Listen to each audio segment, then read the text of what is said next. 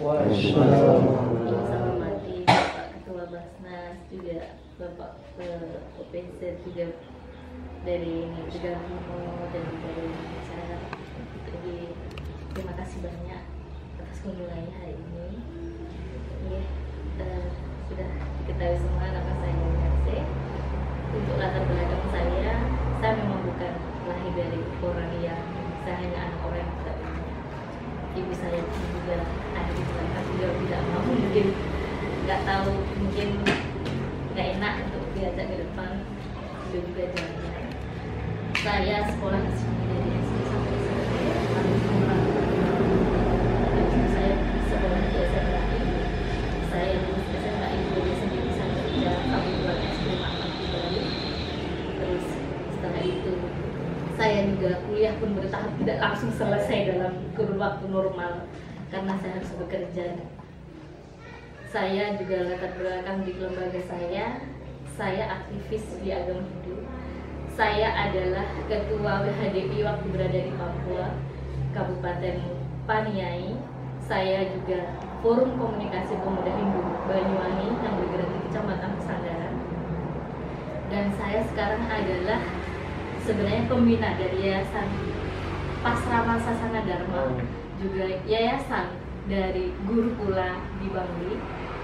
Saya basicnya di guru filsafat Hindu untuk anak dari mulai TK sampai SMA. Jadi lembaga pendidikan saya tentang Hindu di Kecamatan Merdansari, saya sudah membawahi 8 pendidikan. Saya adalah lahir dari keluarga Hindu, banyak juga keluarga saya yang mualaf. Dan kebetulan saya adalah cucu pertama dari anak pertama yang benar-benar menjalani agama saya, tapi tanpa bimbingan agama. Jadi saya di Bali dibesarkan oleh orang tua angkat saya yang dididik di keagamaan saya, bisa dikatakan baik. Singkat cerita, saya bisa mualaf sampai sekarang ini perjalanannya sangat panjang. Saya tidak mengerti awalnya apakah itu hidayah ataukah itu hanya penglihatan biasa atau mimpi atau apa, saya tidak tahu. Dari 2009 sebenarnya. Okay. 2009 perjalanan kehidupan saya, menikah yang gagal, lalu menikah lagi dan gagal kembali. 2009 hidup ibaratnya untuk makan saja bisa, tapi saya tetap percaya Tuhan itu ada. Saya setiap hari itu ada 3 malam berturut-turut, selalu habis, kalau mungkin di Islam sholat malam tahajud, saya selalu didatangi 2 orang laki-laki dan perempuan, tapi mau pakai jubah, bukan pakaian keagamaan agama kami. Dia membawa batu besar hitam sebesar telur angsa. Di situ ada tulisan Arabnya berwarna emas, batunya hitam sekali, lonjong. Dia selalu mengatakan kepada saya, jika kamu ingin bahagia, tulis ikhlasnya pegang. Dan itu 3 malam berturut-turut. Tapi saya abaikan. Pada waktu itu terus saya ada di Papua, 2009 itu masih di Papua, saya ada kegiatan pengabdian di Kabupaten Lasel, saya dipindahkan di Kabupaten Lasel. 2010 saya mengalami banjir bandang Lasel. Ya, 2010 saya ada di dalam. Habis kota San besar itu sampai bersih. Di dalam perjalanan saya menjelang itu, saya hanya merasakan saya tertidur di atas telapak besar itu. Di situ ada tulisan yang sama seperti itu. Tak ada pembatas ruang atau apapun. Semua hanya sekitar putih bersih, tetapi tidak menghilangkan. Dan ternyata setelah saya tersadar, sepertinya saya tidur di situ sebentar. Ternyata saya nyangkut di atas pohon sukun.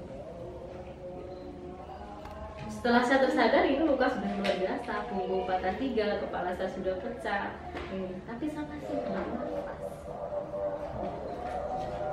Sampai akhirnya saya mencari tempat untuk menyelamatkan diri, sampai saya di bandara diselamatkan, dibawa ke provinsi. Saya dalam waktu dinaikkan ke pesawat saya masih merasakan, habis itu tidak merasakan. Nah di situ saya kenapa ada di tangan itu lagi? Ada di tangan besar itu lagi, saya ada di sangat kecil, perasaan saya hanya kecil, tak ada siapapun di situ, tak ada hembusan angin, tak ada apa, tapi di situ saya terasakan nyaman yang luar biasa.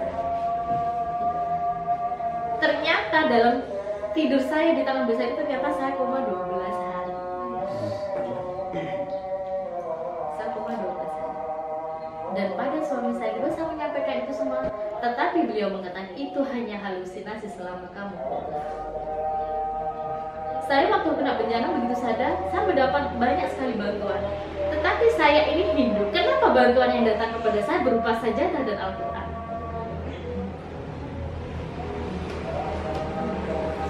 Saya baru ingat ini kemarin waktu saya bilang cerita sama kamu.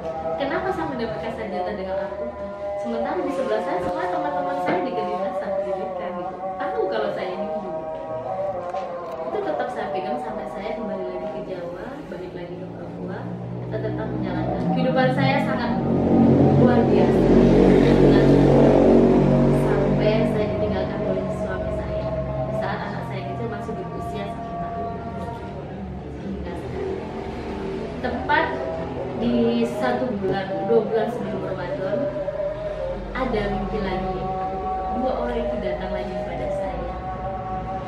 Saya bekerja di hotel kebetulan di Bali. Selama saya sendiri saya tidak balik dari hotel. Saya sepertinya di dalam mimpi saya itu saya memakai baju, punya 2 baju kesayangan, warnanya putih. Tetapi beliau yang memakai jubah itu mengatakan pada saya, kembalikan baju itu bukan baju kamu. Loh, saya harus pakai baju mana? Saya punya baju ini. Tangan besarnya ini membuka lengan, kenapa jubah yang keluar dari tangan berwarna putih kalau kasar, tapi emas putih.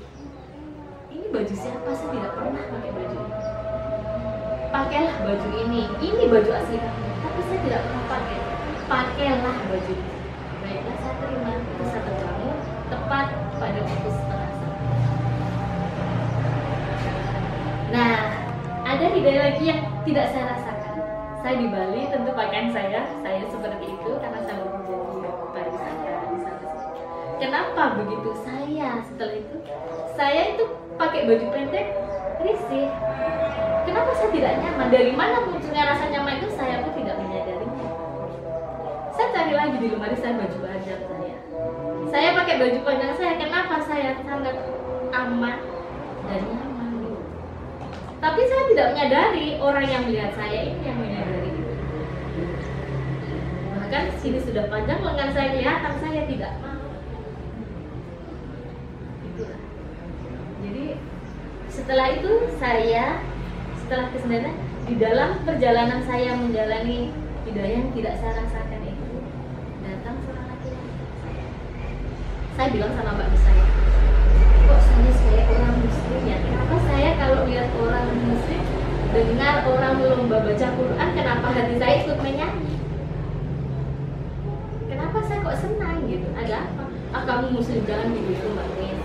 Mbak Nis tahu sendiri saya siapa. Satu Bali tidak ada yang tidak tahu saya. Kalau saya adalah pejuang di lembaga saya. Bahkan di Pondok Pelgagung saya pernah berseteru untuk mempertahankan area untuk tempat pendidikan saya. Jadi saya bilang, iya wes dijalani saja. Seiring berjalan waktu, saya ada keinginan untuk masuk. Saya mencoba baca. Anaknya beliau kan di pondok, bawa kitab-kitab. Kitab ini sepertinya nggak asing ya kalau saya baca. Saatnya saya bisa, kamu nggak mungkin bisa. Alhamdulillah saya nggak akan bisa. Tapi saya ingin tahu apa sih yang di dalamnya itu. Setelah saya berdoa, saya masih tetap berdoa di agama saya. Ada pertanyaan saya ini akhirnya sampai kemana ya?